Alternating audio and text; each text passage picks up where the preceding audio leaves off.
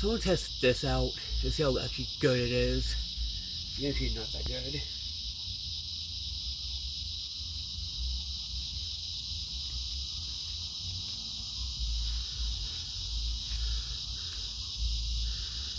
Right here.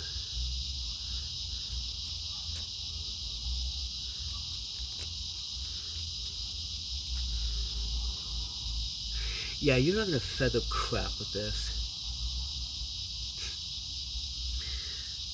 Let's test out the saw portion. This is probably the saw. Let me see. This sucks as a saw too. And literally, it's short, but